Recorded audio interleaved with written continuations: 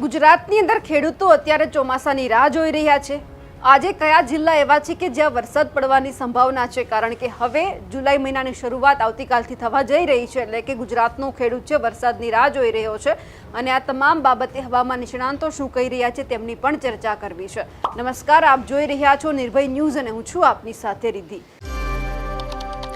Weather અપડેટમાં આજે વાત કરીએ કે ગુજરાતના આજથી ઘણા બધા વિસ્તાર એવા છે કે જ્યારે વરસાદ પડવાની સંભાવના છે તે વ્યક્ત કરવામાં આવી છે। ચોમાસું હવે ધીમે ધીમે ઉપર આવી રહ્યું છે।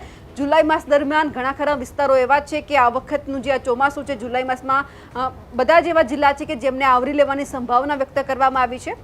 2 જુલાઈથી 5 જુલાઈ સુધીમાં જે વરસાદનો નવો રાઉન્ડ છે તેમની શક્યતા વ્યક્ત કરવામાં આવી છે। અત્યાર સુધી આપણે જોયું હતું કે જ્યારે હવામાન નિષ્ણાંતોનું માનીએ તો 27 જૂનથી 2 જુલાઈ સુધી વરસાદના રાઉન્ડની શક્યતા વ્યક્ત કરી હતી, પરંતુ દક્ષિણ ગુજરાત સિવાય કોઈ જેવા વિસ્તાર નહોતા કે જ્યાં વરસાદ પડ્યો હતો। એટલે હવે આ વખતે નવા રાઉન્ડની શક્યતા વ્યક્ત કરવામાં આવી છે। 2 તારીખથી લઈને 5 તારીખ સુધી, એટલે કે 3-4 દિવસ દરમિયાન જ્યાં વરસાદ છે તે પડી શકે એમ છે। અત્યાર સુધી આપણે જોયું કે અરબ સાગર અને જે બંગાળની ખાડી છે ત્યાં કોઈ જ જાતની સિસ્ટમ સક્રિય નહોતી, તે સાયક્લોનિક સર્ક્યુલેશન નહોતું બન્યું, એટલા માટે વરસાદ નહોતો આવ્યો। હવે ધીમે ધીમે ક્યાંક એવું લાગી રહ્યું છે કે સાયક્લોનિક સર્ક્યુલેશન છે બનવા જઈ રહ્યું છે, એટલે હવે વરસાદની સંભાવના છે। સૌથી પહેલાં તો આપણે જોઈએ કે જે અરબ સાગરની અંદર જે આ વિસ્તાર છે ત્યાં આપણને અત્યારે ક્યાંક જે પવન ફૂંકાઈ રહ્યા છે તેમની શક્યતા દેખાઈ રહી છે। જે પવન છે સૌરાષ્ટ્ર તરફ પણ આવી રહ્યા છે, મધ્ય ગુજરાતને પણ અસર કરે છે, પણ એ પવન છે ક્યાંક કચ્છની અંદર અસર કરે છે, પણ ત્યાં વરસાદની કોઈ જ શક્યતા વ્યક્ત નથી કરવામાં આવી। ઉત્તર ગુજરાતમાં પણ આ વરસાદ નથી। સવારના 9 વાગ્યાની પરિસ્થિતિની આપણે વાત કરી રહ્યા છીએ। દક્ષિણ ગુજરાતની અંદર સુરત છે, તાપી, દાદરા નગર હવેલી, વલસાડ, નવસારી આ વિસ્તારોની અંદર હળવોથી મધ્યમ વરસાદ છે તે પડી રહ્યો છે। અહીંયા આપણે જોયું કે આખું મહારાષ્ટ્ર કે જ્યાં વરસાદી માહોલ સર્જાયો છે, નીચેના બધા જ વિસ્તારોમાં વરસાદ આવી રહ્યો છે, પરંતુ હજુ સુધી ગુજરાતમાં નથી આવ્યો, એટલે કે હજુ પણ ઉત્તર ભારત તરફ વરસાદની કોઈ જ શક્યતા નથી। એટલે ગુજરાતના જે આપણા જે સરહદીય વિસ્તાર છે, બનાસકાંઠા હોય, વાવ હોય, થરાદ હોય, પાટણ, મહેસાણા આ બધા જ વિસ્તારોમાં વરસાદ નથી। સવારના 9 વાગ્યાની પરિસ્થિતિની વાત કરી। દિવસ દરમિયાન આપણે જોઈએ કે 11-12 વાગ્યાની આજુબાજુની જે પરિસ્થિતિ છે એ બદલાશે। આખા સૌરાષ્ટ્રની અંદર જ્યાં વરસાદી માહોલ છે તે આપણને જોવા મળવાનો છે।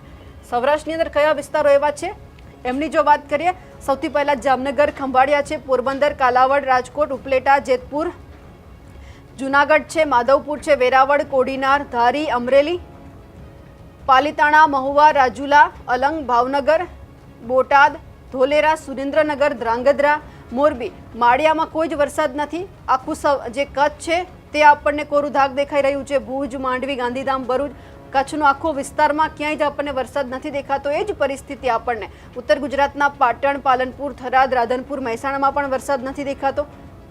વરસાદ ગાંધીનગર, અમદાવાદની અંદર હળવોથી મધ્યમ વરસાદ છે। ગ્રામ્ય વિસ્તારોની અંદર વરસાદ પડી શકે એમ છે। નડિયાદ છે, વડોદરા, ભરૂચ, રાજપીપળા, દેડિયાપાડા, વ્યારા, સુરત, નવસારી, વલસાડ, વાપી, આહવા આ બધા વિસ્તારોની અંદર વરસાદી માહોલ દેખાઈ રહ્યો છે। કારણ કે અહીંયા જોઈ રહ્યા છીએ કે મુંબઈના દરિયા કિનારે આપણને વરસાદી માહોલ કે ભારે વરસાદની શક્યતા દેખાઈ રહી છે। એમની જ અસર ક્યાંક તાપી છે, વ્યારા છે એ વિસ્તારોમાં દેખાઈ રહી છે। પરિસ્થિતિ આગળ જોઈએ તો લગભગ 4-5 વાગ્યાની આજુબાજુ થોડી પરિસ્થિતિ બદલાઈ છે અને જે બપોરના સમયે વરસાદ આપણને સૌરાષ્ટ્રમાં દેખાતો હતો એ બપોર પછી, એટલે કે 4-5 વાગ્યાની આજુબાજુ ક્યાંય જ વરસાદ નથી। હા, પણ એ વરસાદ આપણને દક્ષિણ ગુજરાતની અંદર અમુક વિસ્તારોની અંદર જોવા મળવાનો છે। હવે અરબ સાગરની વાત કરી કે જ્યાં આપણને માત્ર પવન ફૂંકાયેલા દેખાઈ રહ્યા છે। ગયા વર્ષે આપણે જોયું હતું કે ઘણી બધી સિસ્ટમ એવી બંગાળની ખાડીમાંથી આવી હતી કે જેમના કારણે સીધા પવન છે એ મધ્યપ્રદેશ થઈને ગુજરાતને અસર કરતા હતા, પરંતુ આ વખતે બંગાળની ખાડી પણ સામાન્યતા આપણને દેખાઈ રહી છે। ત્યાં પણ આપણને કોઈ જેવી સિસ્ટમ નથી દેખાતી। જે રીતે વરસાદ લાવવા માટે જે પવનો કામ કરી રહ્યા છે, માત્ર એટલા જ પવનો છે એ લગભગ દક્ષિણ ભારતથી લઈ અને મધ્ય ભારત સુધીમાં અસર કરે છે, એટલે કે અમુક વિસ્તારોની અંદર જ્યાં વરસાદ છે તે પડી રહ્યો છે। હવે આ સાથે જ જે હવે 2 જુલાઈથી લઈ અને 5 જુલાઈ સુધી જે વરસાદની આગાહી કરવામાં આવી છે તેમને લઈને હવામાન નિષ્ણાંત પરેશ ગોસ્વામી શું કહી રહ્યા છે તે પણ સાંભળી લઈએ।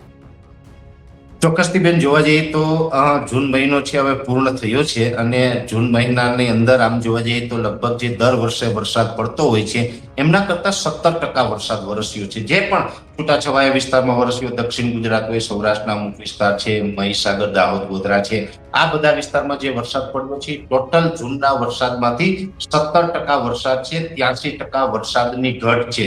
એટલે આમ જોવા જઈએ તો એક દાયકાની અંદર સૌથી ખરાબ પ્રદર્શન જૂન મહિનાની અંદર 2026 ની અંદર ચોમાસાનું રહ્યું છે. જો કે આમ તો ઘણા સમયથી એક અનુમાન એ પણ હતું કે આ વર્ષે જૂન અને જુલાઈ બંનેની અંદર થોડુંક વરસાદનું પ્રમાણ છે ઓછું જોવા મળે, પછી ઓગસ્ટ, સપ્ટેમ્બર, ઓક્ટોબર એમાં સારું રહેશે એવું ઘણા બધા સમયથી આપણું એક અનુમાન પણ છે. એવી જ રીતે જૂનમાં આપણે થોડુંક પ્રમાણ ઓછું જોવા મળ્યું ને એમાં પણ 24 જૂને ગુજરાતની અંદર ચોમાસાનો પ્રવેશ થઈ ગયો. જે સુરત સુધીના વિસ્તારમાં, સુરત, વલસાડ, નવસારી, વાપી, બિલીમોરા આ બધા વિસ્તારમાં ચોમાસાનો પ્રવેશ થઈ ગયો. 24 તારીખથી ત્યાં ચોમાસું નિષ્ક્રિય થયું છે. આજની તારીખે વાત કરું ત્યાં સુધી આજે એટલે કે 29 જૂન 2026 ના રોજ અમારું બપોર સુધીનું જે છેલ્લું પ્રિડિક્શન છે ત્યાં સુધી ચોમાસું હજી આગળ વધ્યું નથી.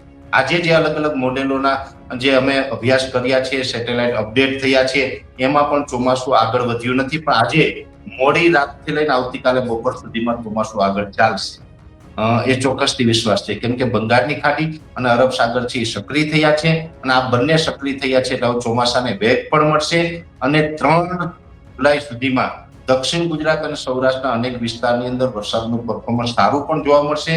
અને ખાસ કરીને જુલાઈ મહિનાનું પ્રથમ અઠવાડિયું હશે એ પ્રથમ અઠવાડિયા દરમિયાન ઓલ ઓવર ગુજરાતમાં સાર્વત્રિક સારા વરસાદનો રાઉન્ડ જોવા મળે તેવી શક્યતાઓ છે. ત્યાર પછી રેગ્યુલર કન્ટિન્યુ વરસાદ છે એ રાબેતા મુજબ પડતા રહેશે. હા, એક ચોક્કસ છે કે જેવી રીતે જૂનમાં વરસાદની ઘટ આપણે અનુભવી છે એવી રીતે જુલાઈમાં પણ દર વર્ષની સરખામણીએ વરસાદનું પ્રમાણ થોડું ઓછું રહેશે.